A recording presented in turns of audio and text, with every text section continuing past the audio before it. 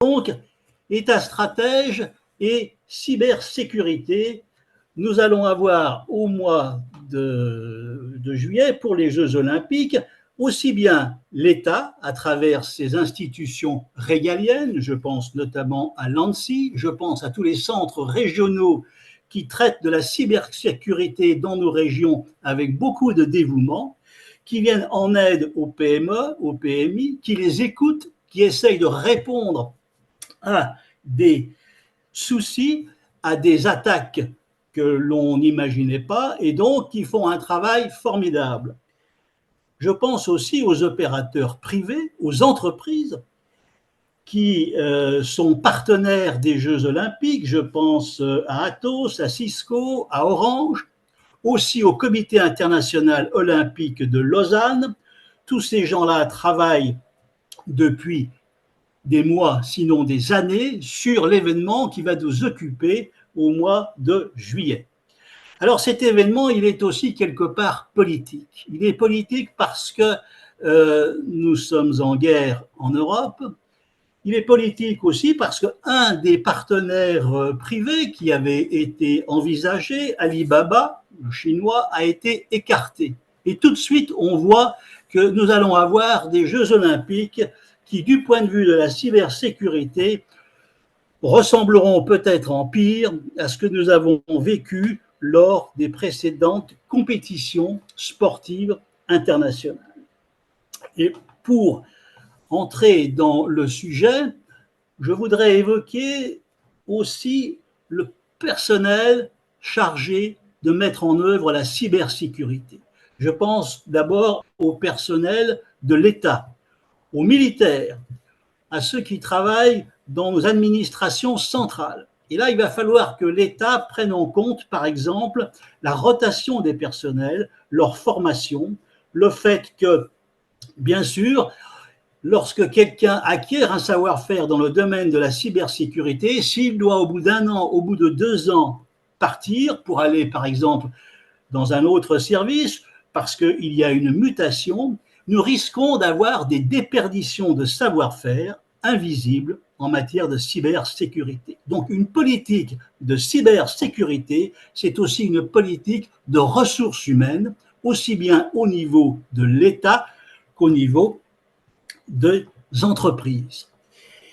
Et puis, un État stratège chargé de défendre doit se poser aussi la question de savoir où est l'adversaire, où est l'ennemi. Et on sait en termes de cybersécurité que l'adversaire, il est peut-être à l'extérieur, mais il est peut-être aussi à l'intérieur. Bien souvent, les problèmes les plus graves ne sont pas des problèmes qui ont pour origine une technologie qui, en général, est au point, mais des défaillances humaines. Le zéro trust, l'absence de confiance dans nos organisations est un problème humain, quasi philosophique, qui vient se greffer sur le quotidien de la cybersécurité. Il va falloir en tenir compte et peut-être apporter des améliorations, envisager des choses qui jusqu'à présent n'avaient pas été envisagées, la ressource humaine en matière de cybersécurité.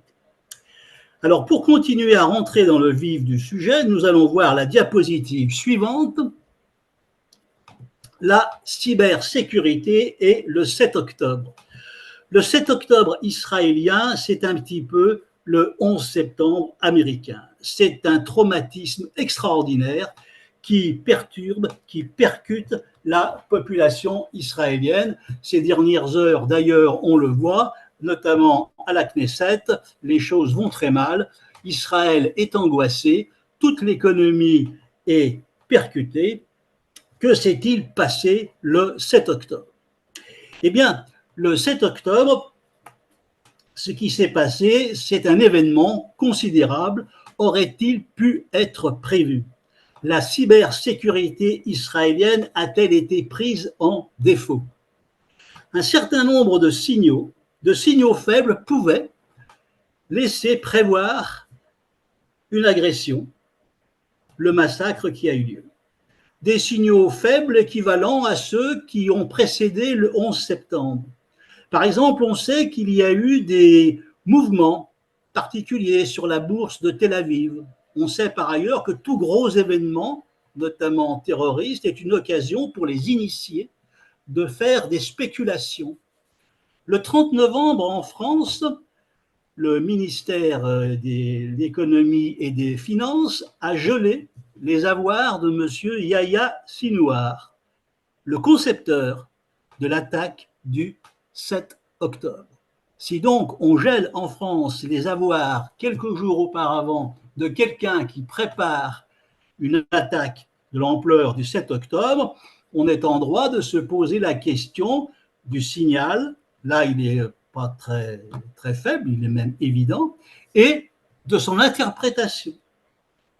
Les Saint-Diniques, la science des dangers, qui est née en grande partie grâce aux travaux de l'école polytechnique, à des gens comme Roux Dufort, comme Lagadec, que nous connaissons tous, nous explique que chaque fois qu'il y a une catastrophe, qu'elle soit écologique, qu'elle soit industrielle ou qu'elle soit politique, militaire, eh bien, il y a des événements qui précèdent. Il y a des informations qui n'ont pas été reçues, qui n'ont pas été demandées, qui ont été mal interprétées. Il y a des gens que l'on n'a pas écoutés. Donc, le 7 octobre israélien, il s'explique en termes de Saint-Dinique comme les catastrophes équivalentes. Et puis, on nous a parlé aussi du système SWIFT bancaire. Est-ce que ce système-là a été vraiment surveillé pour détecter d'éventuels mouvements de fonds? Et puis, il n'y a pas qu'Israël qui est en cause. On a vu que la France était indirectement concernée, mais il y a au Qatar une grosse base américaine. Avec les moyens dont disposent les États-Unis, et nous y reviendrons tout à l'heure, en matière d'écoute, en matière d'interception du signal, en matière du SIGINT, comment se fait-il qu'il n'ait rien vu venir? Il semble que l'Égypte, elle, ait vu venir quelque chose. Peut-être grâce à des sources humaines, nous y reviendrons. En attendant, nous allons passer à la slide suivante. La slide suivante nous montre les deux arts opératifs du renseignement. Le SIGINT, l'interception du signal, qui concerne particulièrement la cybersécurité, et ce que l'on appelle l'UMINT, c'est-à-dire le travail à partir de sources humaines. Ces sources humaines aussi auraient pu alerter Israël du danger qui allait survenir, à condition d'en avoir, à condition de les gérer correctement. Et là, nous retombons dans un problème de ressources humaines. Alors le SIGINT, la robotisation de l'observation du signal sous toutes ses formes, c'est quelque chose qui peuple nos services de renseignement, que ce soit aux États-Unis, en Chine, en France, en Russie. Tout le monde fait du SIGINT. Et le SIGINT, c'est bien pratique. Pour avoir expérimenté la chose dans nos services de renseignement, eh bien, le SIGINT, c'est quelque part une robotisation. Les robots fonctionnent, font des choses magnifiques, présentent des notes d'information illustrées avec des photos, avec des croquis. Tout ça, en plus, ça coûte cher. Et donc, tout ce qui coûte cher rassure la structure, rassure le politique. Et puis, le SIGINT, le robot, il travaille le week-end.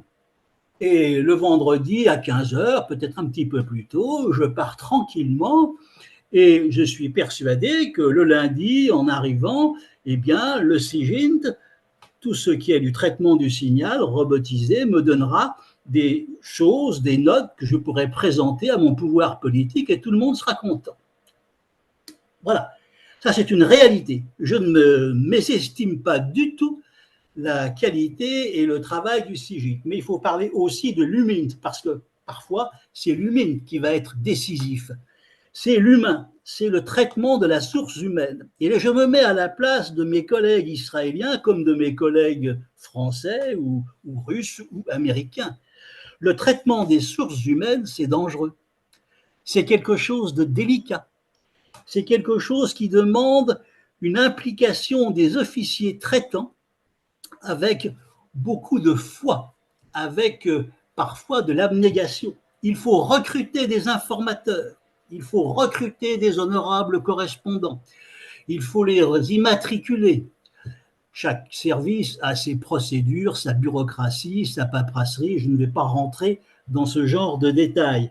Mais vous avez bien compris que recruter un agent qui va nous dire, parce qu'il est à la tête du Hamas ou à la tête d'un État, voilà ce qui va se passer, c'est très difficile, mais c'est pourtant indispensable.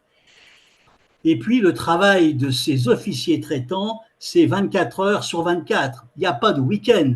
La nuit de Noël, on vous appelle parce que un de vos honorables correspondants est en difficulté à la suite d'une infiltration que vous lui avez demandé d'exercer.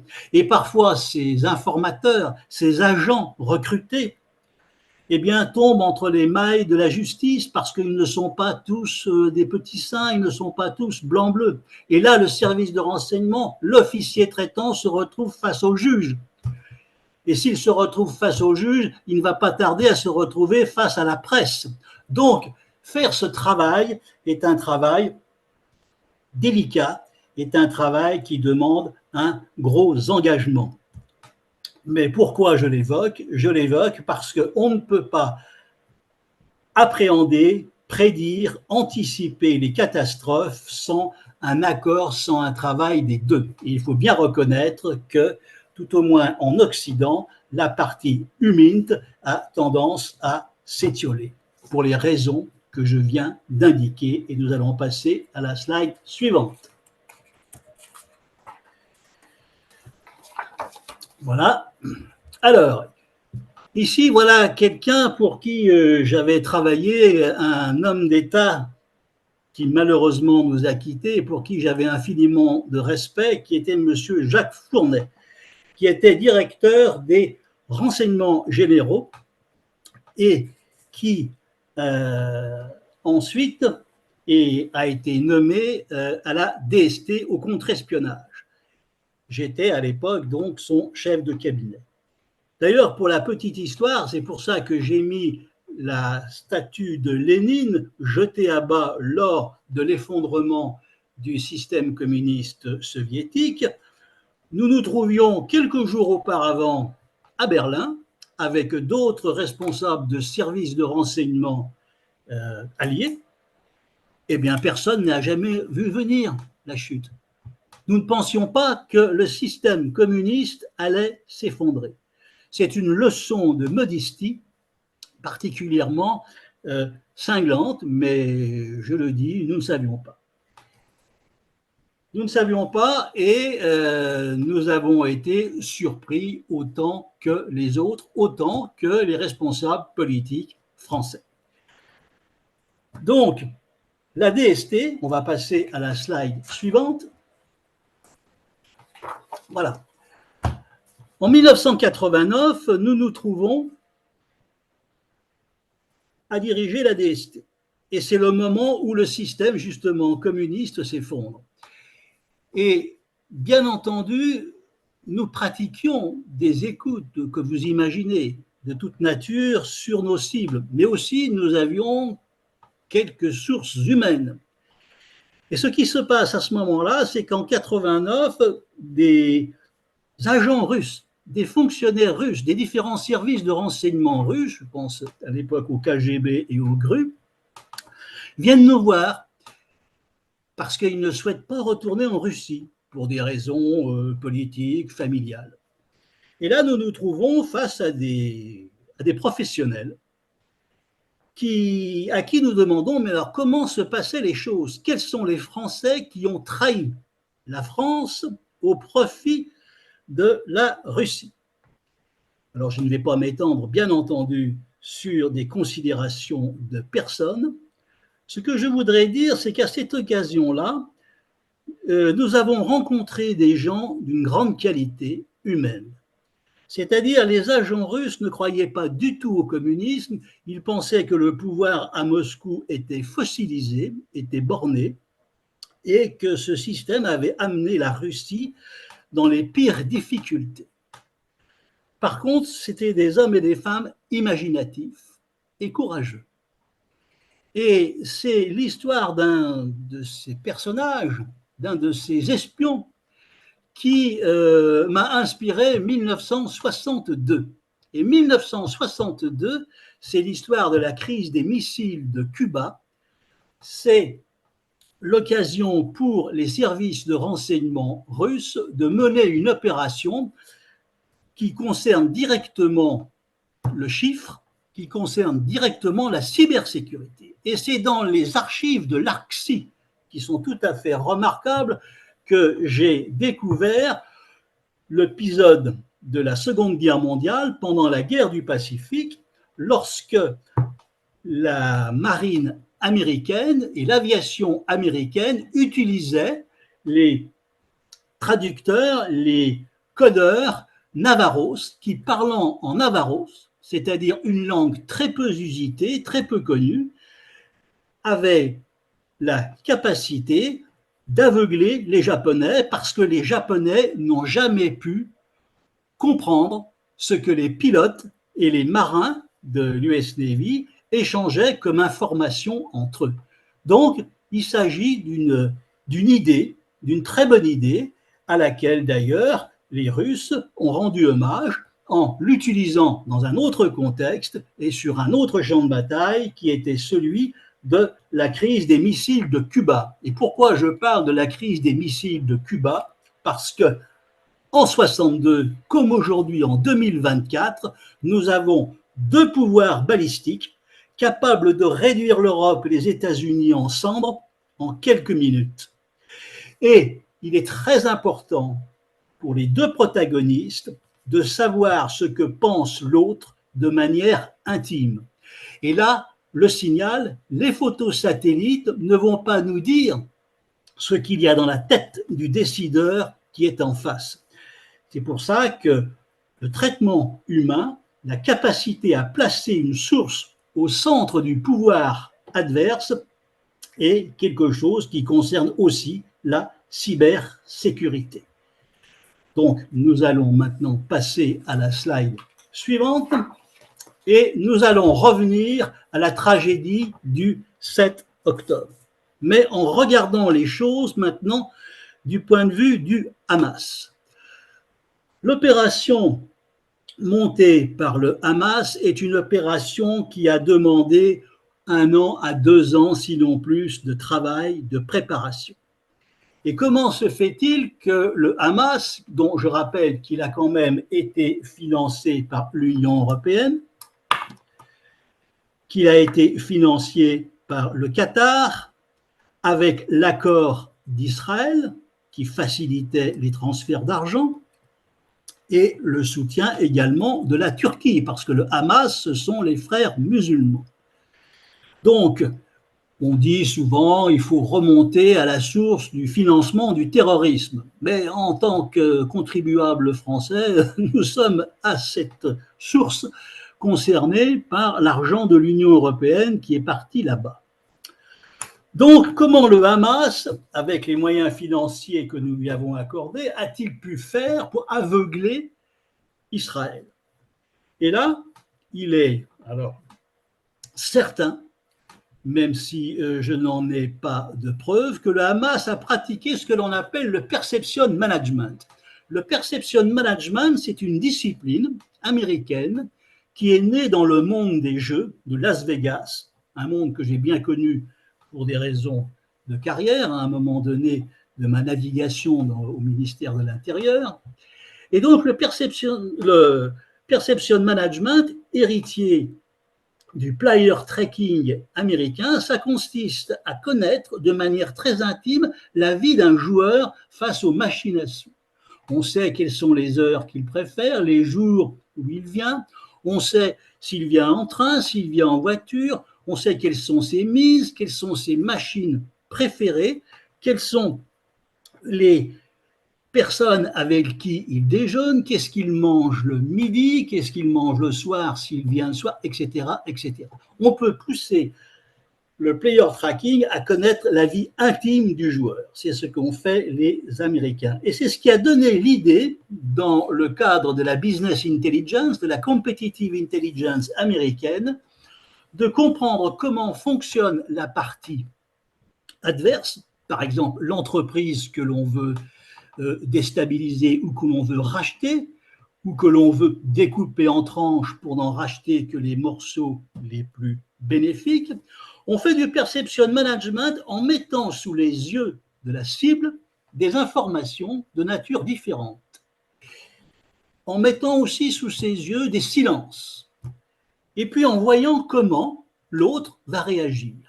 Et, par exemple, dans le domaine de l'intelligence économique, cela se pratique d'une manière assez régulière.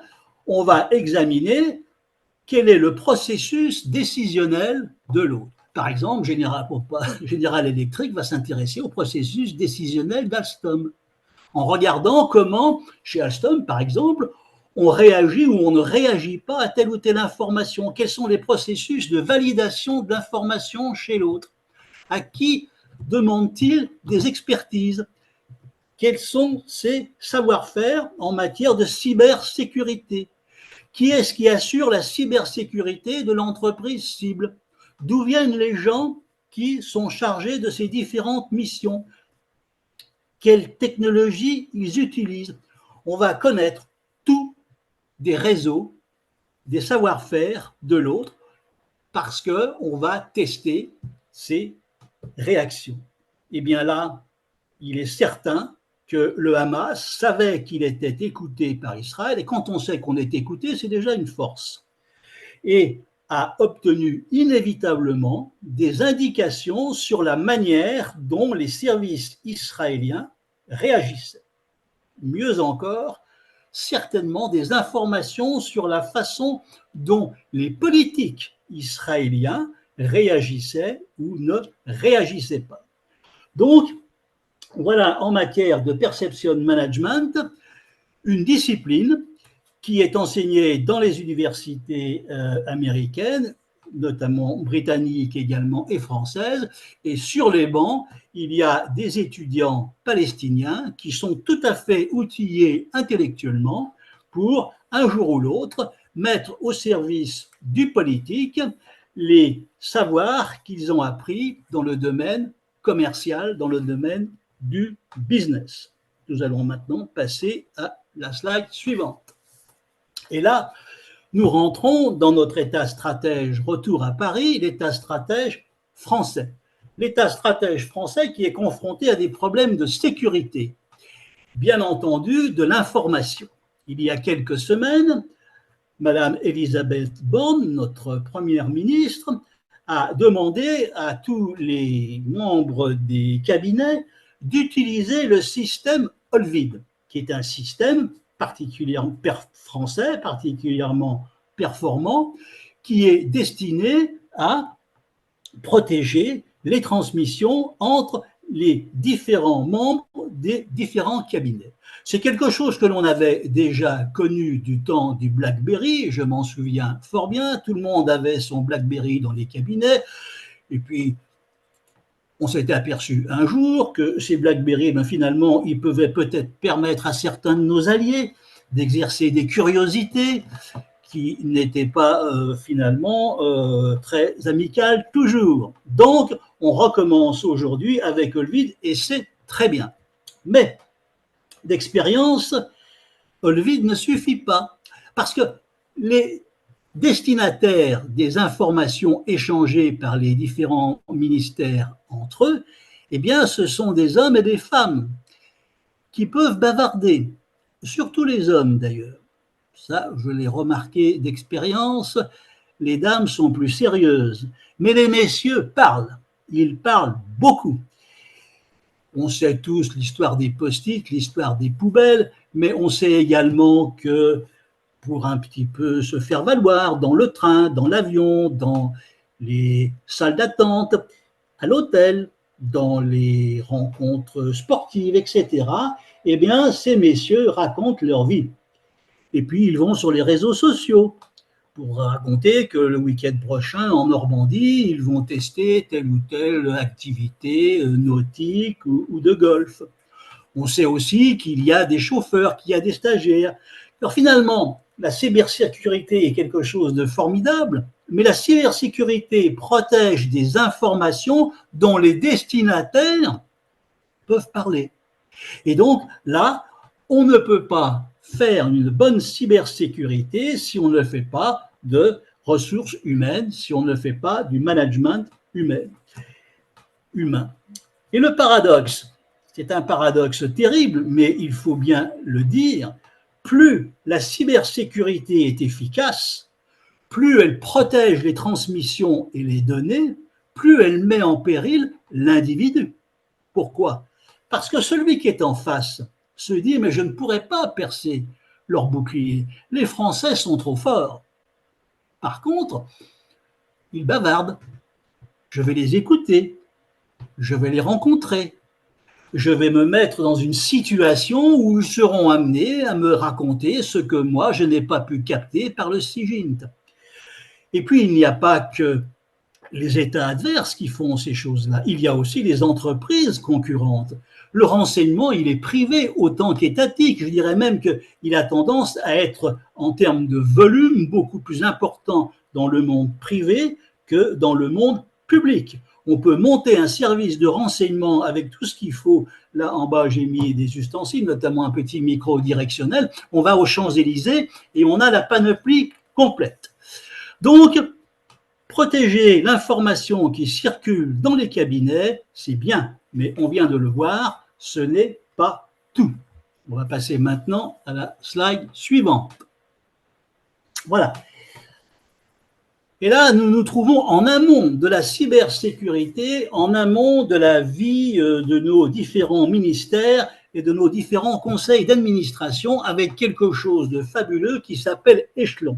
En 1943, les pays anglo-saxons, en guerre contre l'Allemagne, décident d'échanger des informations à partir des interceptions réalisées, aussi bien par les instruments de radio, les satellites et tout ce qui va venir ensuite. C'est le système Échelon qui existe donc depuis la Seconde Guerre mondiale.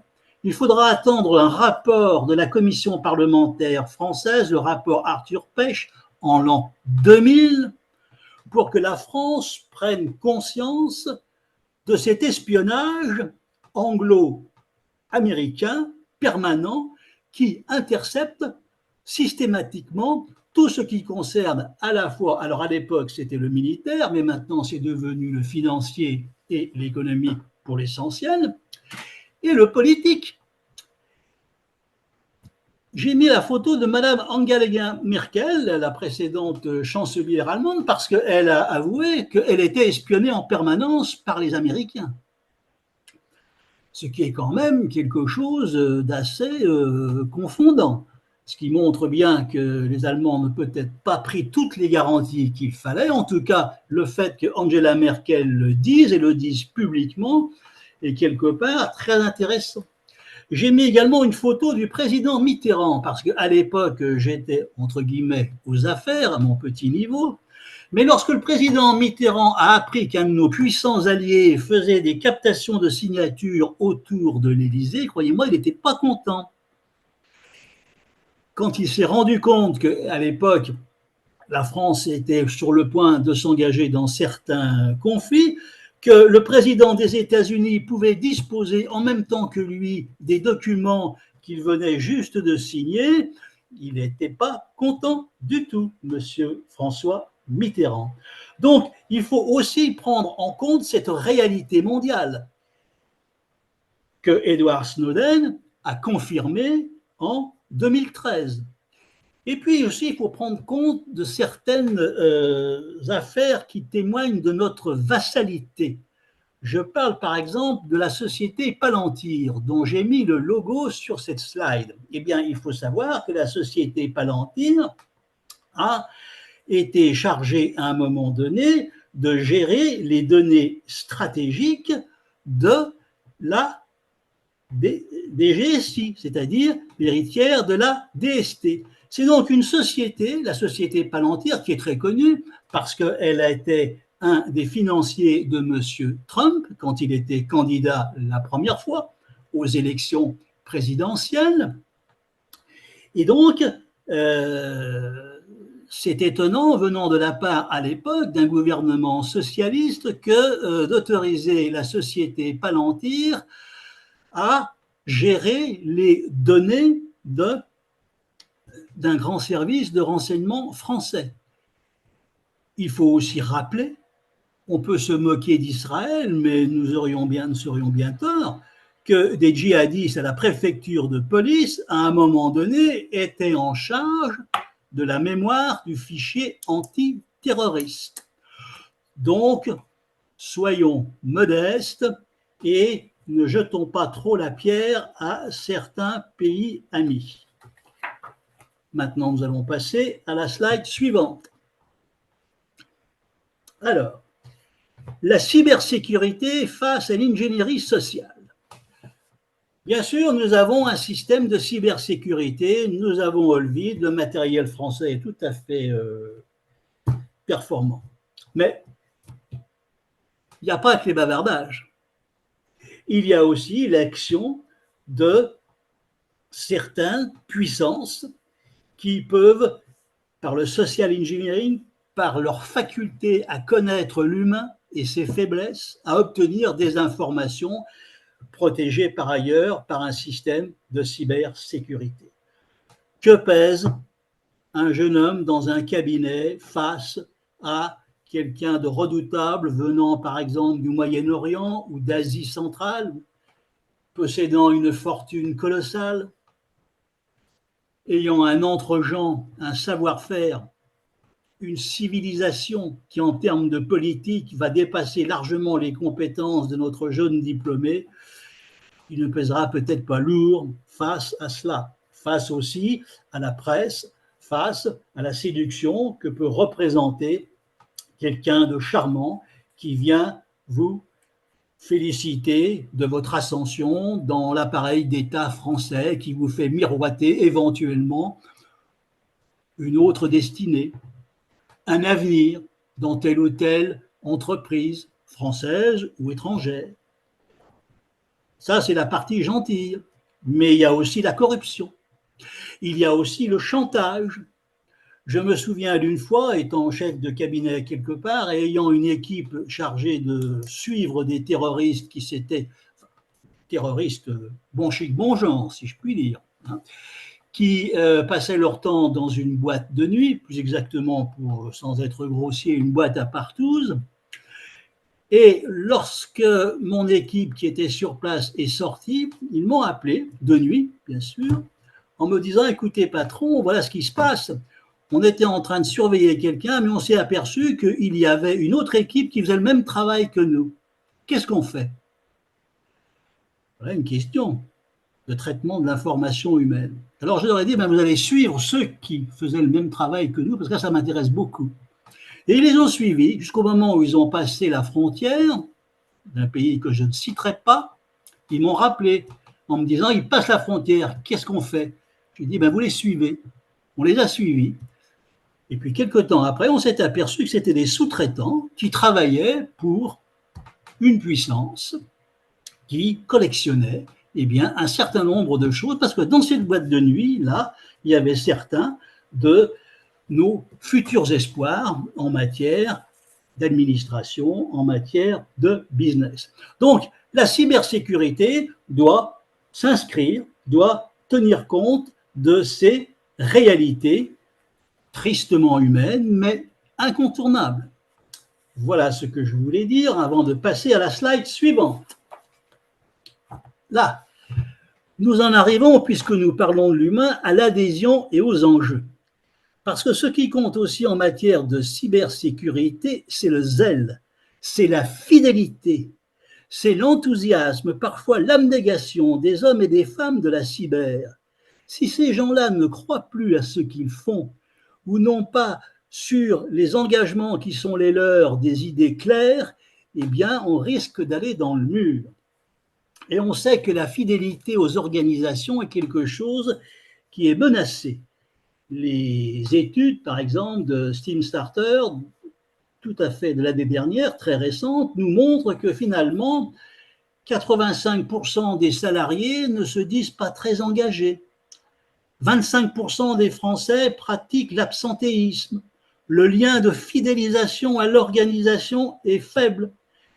Ces gens-là ont besoin de sens, ils ont besoin d'écoute, de communication.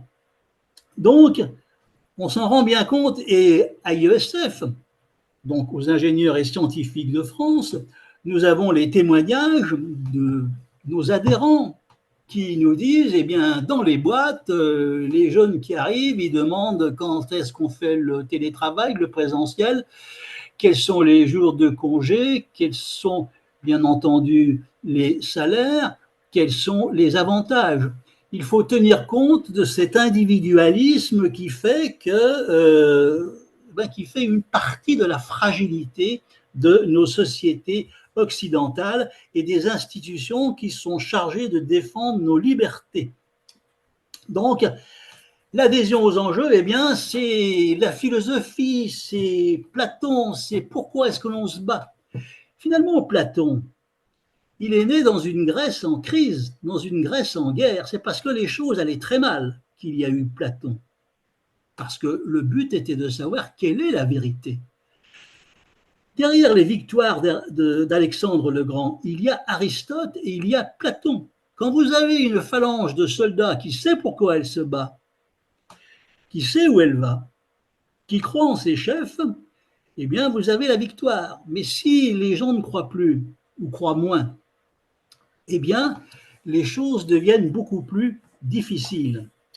C'est pour ça qu'on ne peut pas faire l'économie d'une réflexion de type philosophique sur la cybersécurité. Nous allons voir un peu plus loin, d'ailleurs, où ça peut nous mener. On va passer à la slide suivante. Qu'est-ce que la vérité? Et c'est là où j'en arrive aux 3 vérités de Jean-Jacques Urbain Galindo.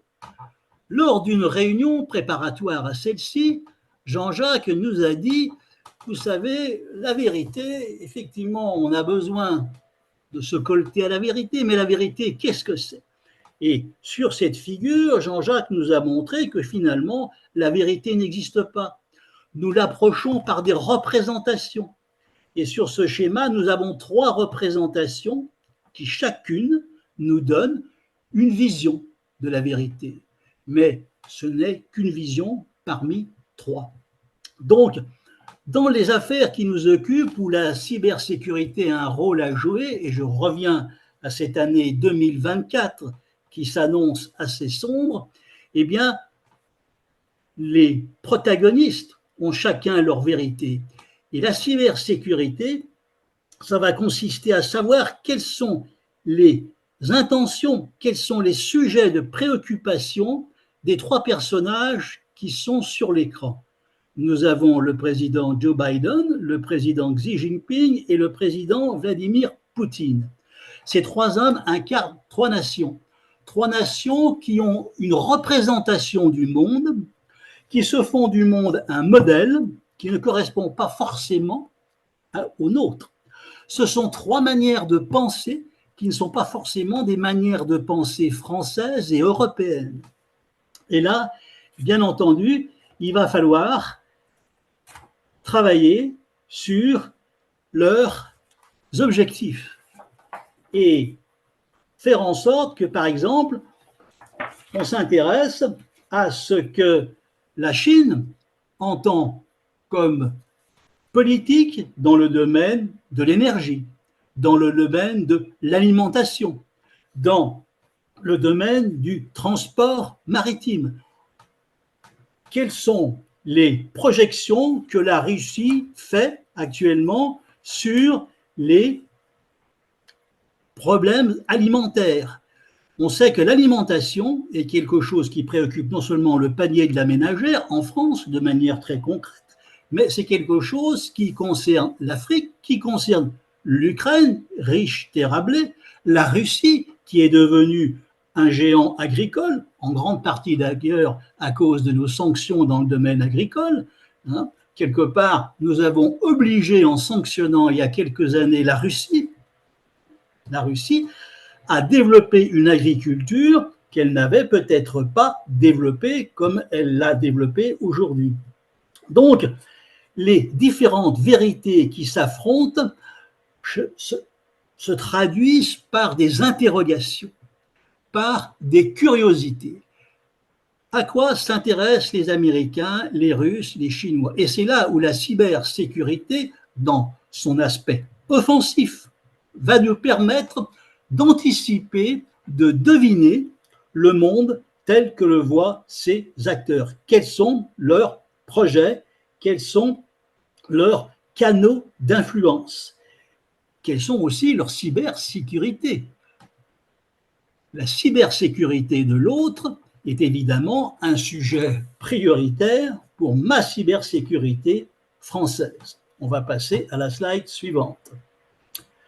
Alors, sur cette slide, je reviens sur justement ce qui se passe depuis 2 ans dans le monde notamment des narrateurs médiatiques. Nous avons sur cette photo des gens qui, depuis 2 ans, donnent des informations à travers les médias, ou que ce soit télévisé ou de presse, sur ce qui se passe réellement sur le continent européen, notamment. Et je parlais de vérité, on a besoin, et notamment les entreprises, aujourd'hui, les entreprises françaises, celles que l'on voit à IESF ou au MEDEF Île-de-France, dont parlait tout à l'heure Gérard, nos entreprises ont besoin de savoir ce qui va se passer en Europe. Parce qu'un continent qui se trouve en guerre, et une guerre de haute intensité, c'est pas quelque chose qui forcément va attirer les investissements. C'est pas quelque chose qui va, par exemple, inciter les jeunes femmes françaises à avoir des enfants. Il y a quand même une inquiétude.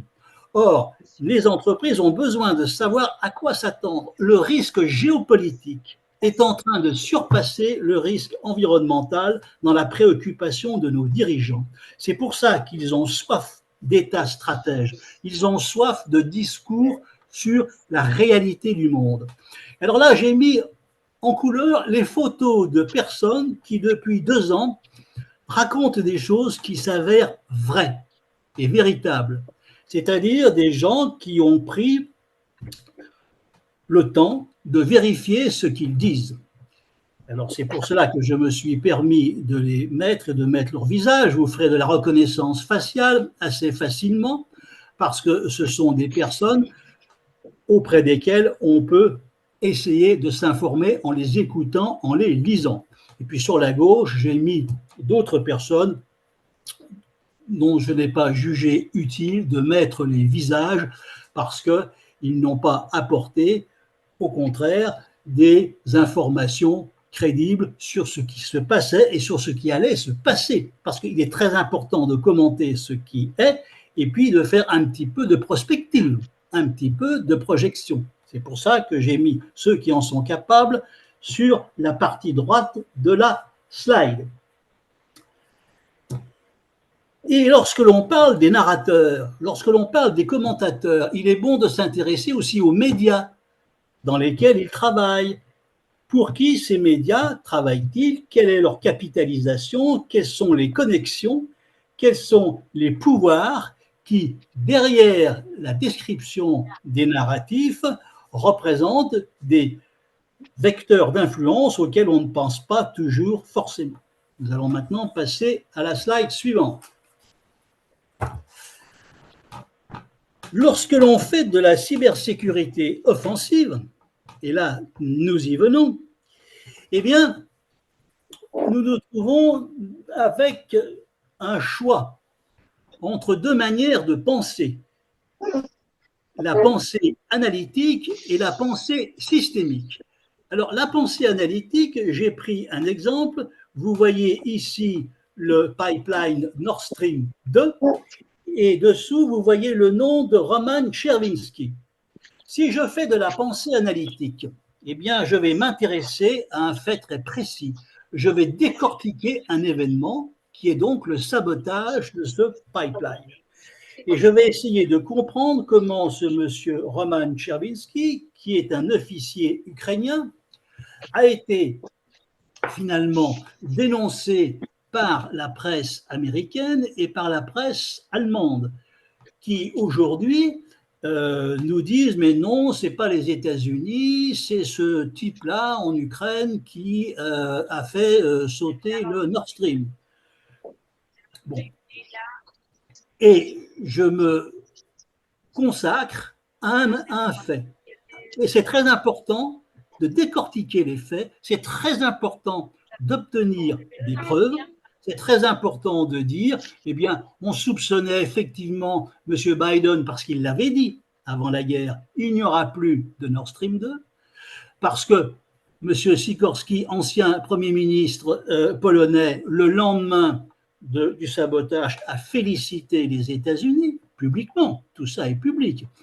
On peut en conclure, on peut tout au moins envisager l'hypothèse qu'il y a eu un sabotage commis par un membre de l'OTAN au détriment d'un autre membre de l'OTAN, ce qui est quand même quelque chose d'assez extraordinaire. Et puis, à droite, il y a la pensée systémique. La pensée systémique, ça consiste à prendre un petit peu de hauteur et à relier tout ça. Et là, je m'aperçois eh bien, qu'il y a des oléoducs qui continuent de fonctionner. Qu'il y a par exemple des Russes et des Ukrainiens qui aujourd'hui, malgré les combats, se partagent les royalties de gaz qui traversent cette zone et puis qui viennent alimenter des pays en Europe centrale. Il y a des pays qui utilisent toujours ce gaz venant de Russie et d'Ukraine. Donc là, je m'interroge, je me pose des questions. Et puis il y a aussi le rôle de la Turquie. Il y a aussi du gaz qui passe à travers ce pays. Donc si je suis français, je vois les choses d'une certaine manière. Si je suis allemand en ce moment privé de gaz, je m'interroge sur ce qui se passe dans cette région de l'Europe balkanique.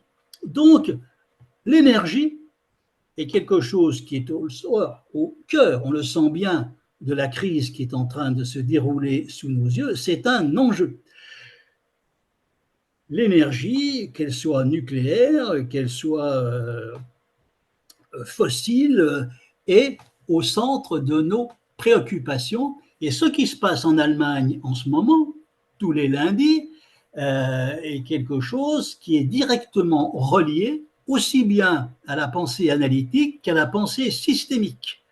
Et croyez-moi, en ce moment, en Allemagne, les Allemands regardent ce qui est en train de se passer et la décision récente du Parlement allemand de ne pas envoyer de missiles en Ukraine, à une majorité assez importante, est directement reliée à cette diapositive.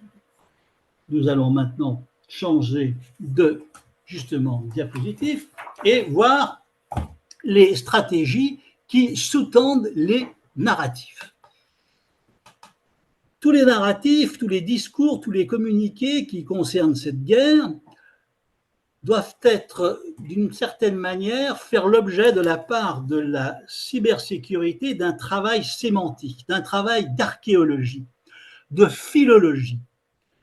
La cybersécurité, inévitablement, va devenir philosophe parce qu'on va lui demander de dire quel est le vrai, quel est le faux. L'intelligence générative est, pour la cybersécurité, avec l'intelligence artificielle, une espèce de gap. Parce qu'il faudra bien départir le vrai du faux, le mal intentionné de l'accidentel ou du bien intentionné. Et inévitablement, les acteurs de la cybersécurité seront amenés à porter des jugements sur des réalités qui sont des réalités, qui sont des valeurs, qui sont des vérités ou des mensonges. C'est pour ça que la stratégie, l'archéologie des narratifs est tout à fait intéressante. Alors là, j'ai affiché sur cette slide une carte de la Russie telle qu'elle a été conçue dans des milieux américains néoconservateurs qui, évidemment, envisageaient un partage des richesses de ce pays-continent parce qu'il y a toujours eu chez cette tendance de néoconservateurs américains le souhait d'affaiblir la Russie, éventuellement de la couper en tranches, parce que derrière cette situation à laquelle on pourrait arriver, grâce aux valeureux Ukrainiens qui se battent aujourd'hui dans la neige, eh bien, on pouvait arriver à affaiblir la Russie à un point tel qu'elle ne puisse pas nous gêner, nous Américains, lors de la confrontation avec la Chine. Car n'oublions pas que tous les mois, il y a un général américain qui vient nous dire que la guerre contre la Chine est inévitable. Là, donc, nous sommes dans un jeu global, avec des intérêts, avec des objectifs qu'il va falloir décrypter, qu'il va falloir déchiffrer. Et donc, la cyber est en première ligne sur le front de la compréhension des forces qui sous-tendent les narratifs des uns et des autres. On va passer maintenant à la slide suivante. Pour aborder la cybersécurité, Dieu et les valeurs. Alors, je parle de la cybersécurité, de Dieu et des valeurs parce que la religion est partie prenante de l'état stratège et de l'actualité dramatique aujourd'hui en Europe. La religion, par exemple, c'est le souci de M. Sam Brownback, ambassadeur des USA pour la liberté religieuse dans le monde, qui se préoccupe, bien entendu, par exemple, en France, de la liberté de certaines religions, dont notamment l'islam. Il y a une extraterritorialité religieuse américaine, comme il y a une extraterritorialité judiciaire américaine, qui permettent, par exemple, on le sait, de venir sanctionner durement une banque française comme la BNP en lui faisant payer 9 milliards de dollars d'amende. Tout simplement parce qu'il s'est trouvé que la BNP était accessoirement partie prenante dans une affaire financière où, en dollars, on était en train d'échanger et de vendre des armes qui pouvaient concerner l'Iran. Donc, il y a une extraterritorialité religieuse américaine, mais il y a aussi une extraterritorialité religieuse du Hamas, des frères musulmans. Donc, il faut prendre ça en ligne de compte. Et puis, la religion, ce sont aussi des valeurs. Ici, vous avez une église gonflable, orthodoxe, installée sur les champs de bataille, à proximité des champs de bataille, du côté des lignes russes. Et il y a des soldats russes qui vont à l'office, qui vont à la messe avant de monter à l'assaut. Alors évidemment, en France, on regarde ça d'un air un peu goguenard, mais nous, tout ça, ça nous fait rire. Mais croyez-moi, l'infanterie ukrainienne, elle rit moins. Elle rit moins parce que les soldats qui sont en face, ils savent pourquoi ils se battent. On en revient aux valeurs et on en revient au sens de l'action. Donc ces choses-là doivent être prises en considération. Et puis, le problème que nous avons eu également en Europe avec l'OTAN, ce problème de la Serbie et du Kosovo ne doit pas non plus être oublié. Il doit nous rappeler que nous avons des forces potentielles qu'il faut également surveiller, qu'il faut voir parce que ce sont des enjeux. Alors,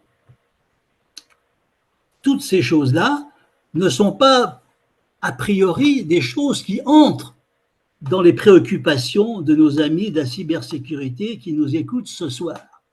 Mais la guerre qui est en train de se dérouler et qui peut mal tourner nous oblige à évoquer ces problèmes parce que ce sont des problèmes qui concernent nos entreprises dont nous sommes chargés d'assurer la protection parce qu'elles sont agressées de différentes manières et qu'elles sont concernées directement ou indirectement par ces phénomènes-là. On va passer à la slide suivante. Il reste, il est à peu près 19h15. Ah bon, alors je vais un petit peu essayer d'accélérer. Alors, ici, nous avons la cybersécurité et le projet Inter... Oh, voilà, en arrière. Qu'est-ce que c'est qu'Intermarium? Intermarium, c'est quelque chose dont il va falloir se préoccuper parce que c'est l'Europe orientale qui est en train d'organiser, depuis déjà un bon moment, une communauté chargée d'échanger de l'énergie entre le nord et le sud de cette zone. On voit les États baltes et ça descend jusqu'à la Grèce. Et ça englobe essentiellement la Pologne, la Slovaquie, la Tchéquie, la Hongrie, la Roumanie, la Bulgarie, et l'Ukraine est un État associé. Que se passe-t-il? Eh bien, il se passe à l'orient de notre Union européenne des choses tout à fait intéressantes, c'est-à-dire qu'on assiste à la naissance d'un axe Washington-Varsovie, parce que l'Intermarium, c'est un projet économique, mais c'est aussi un projet culturel et politique. Il y a également un axe entre Moscou et puis Budapest. Et puis la Grèce, c'est aussi le Pirée, c'est la Chine.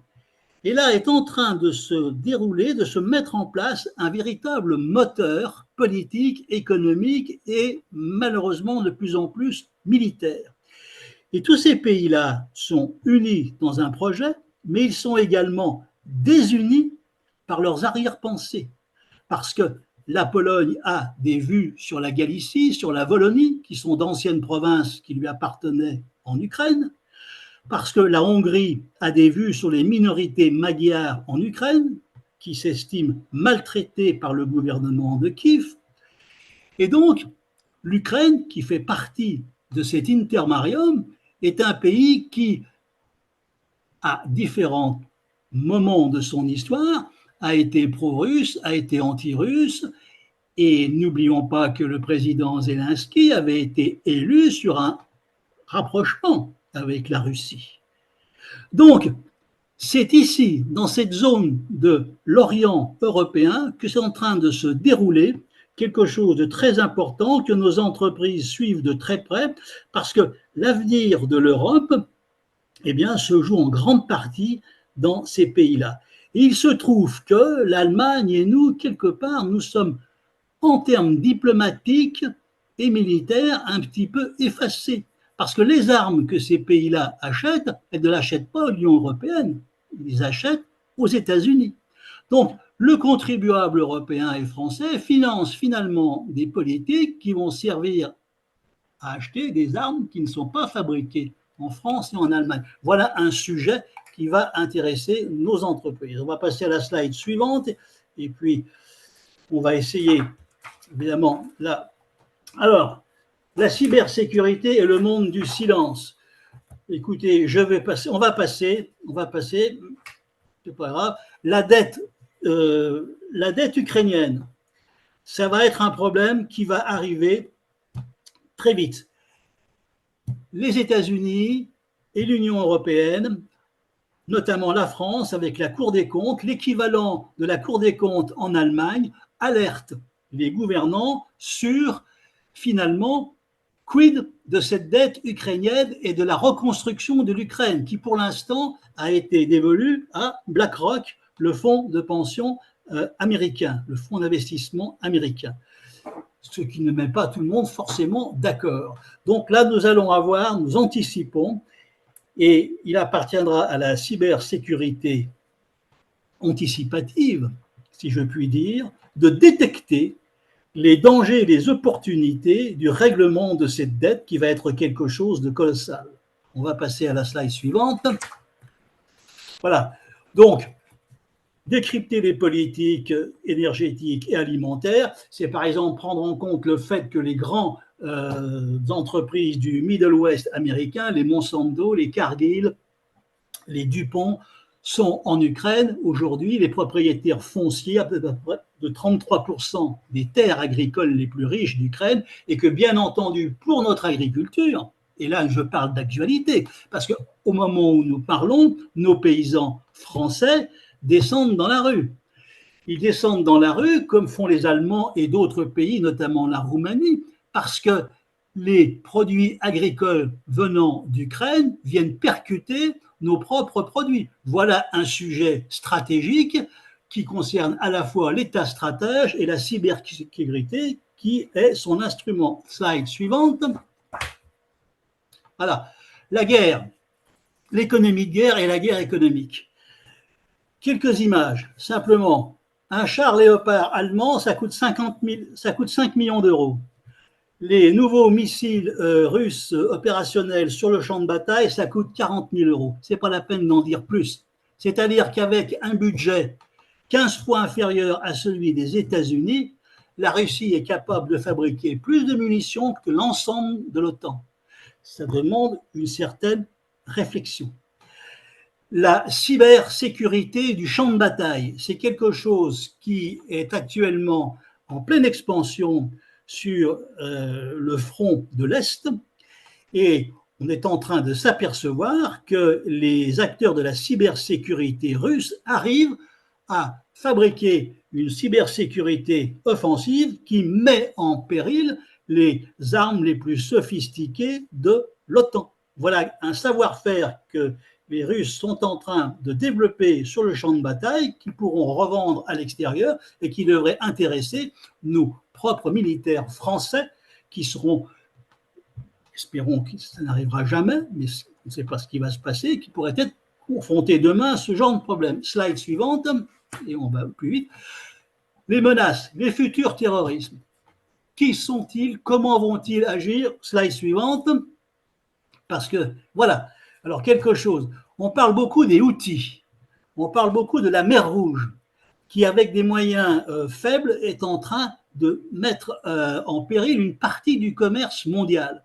Et là, j'ai mis l'imam bleu parce qu'il y a quelques années, hein, en 2006, j'avais imaginé, c'est incroyable, que des nageurs de combat saoudiens travaillés par le wahhabisme, par le salafisme, venaient en France pour saboter une de nos centrales nucléaires. Et cette histoire-là, qui a été publiée au Seuil à l'époque, a été un petit peu décryptée, notamment chez EDF. Et lors d'une réunion aux Invalides, non, à l'école militaire, une dame d'EDF m'a dit, mais votre imam bleu, parce que c'était un ingénieur qui était concerné par cette affaire, avec le soutien de nageurs de combat venus de la mer Rouge, eh bien, moi, je l'ai rencontré en France, dans une de nos centrales. Alors, je ne vais pas rentrer dans les détails, mais le danger, il est potentiel. Le danger, il est humain. Ce n'est pas la technologie qui pose problème, c'est l'humain, l'homme ou la femme qui sont stratégiques. Slide suivante. Voilà. Alors, quel signe noir demain pour les Jeux Olympiques? Eh bien, toute la cybersécurité travaille et travaille bien. Et c'est le moment de féliciter tous les gens qui vont protéger, sécuriser nos Jeux Olympiques. Mais le problème, c'est le fameux signe noir, l'attaque. Si elle a lieu, elle contournera la cybersécurité. Elle contournera la cybersécurité parce que les autres en face, ils sont intelligents, ils nous testent. Et moi, si j'étais chef d'un groupement terroriste, je n'irais pas me frotter à la cybersécurité française, parce que je sais qu'elle est bien faite. Je la contournerai. C'est le fameux signe noir, c'est-à-dire j'attaquerai là où personne ne m'attend. J'attaquerai sur quelque chose qui serait un symbole extraordinaire. Et qui peut attaquer? Quelle serait cible? Pas forcément française. Les Jeux Olympiques, c'est une réunion internationale. Il y a des pays, par exemple, comme les États-Unis, qui ont beaucoup d'ennemis. Il y a des pays comme l'Allemagne qui sont contestés.